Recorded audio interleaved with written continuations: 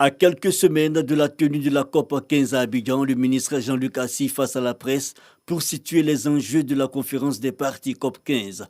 Selon le ministre de l'Environnement et du Développement durable, 250 millions de personnes dans le monde sont impactées par la désertification, un phénomène lié à l'activité excessive de l'homme. La rencontre d'Abidjan entend apporter des réponses. Les défis environnementaux sont très énormes en Côte d'Ivoire. Et c'est pour cela que mon département ministériel s'évertuera donc à restaurer les choses. Pour organiser une telle COP, il y a des experts qui vont donc réfléchir pendant des jours sur les solutions qu'on peut apporter donc à la désertification et qu'on peut apporter donc à la dégradation des sols. Et donc tous les pays qui sont concernés par cette question-là vont apporter donc un tant soit peu donc des solutions. Et ces solutions vont être consignées donc dans un document qui va être appelé un programme d'action sur une période jusqu'en 2030. Et ce programme va être adressé à tous les ministères concernés, notamment dans l'agriculture, dans l'énergie.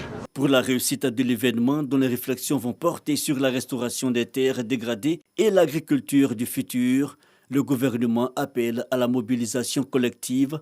3 milliards de francs CFA sont d'ailleurs consentis par l'État ivoirien. À la tête du comité en charge de l'organisation, Abou Bamba décline les grands axes de cette conférence en Côte d'Ivoire. Les effets économiques induits vont nous permettre quoi?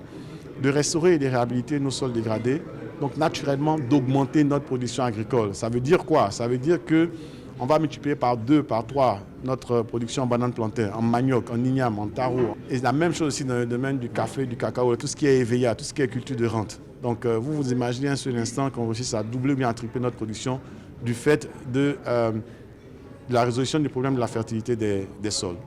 Du 9 au 20 mai 2022, 197 pays, 100 stands, 1000 experts, un village écologique et 5000 participants sont alors attendus pour apporter leur expertise dans la lutte contre le phénomène de la désertification.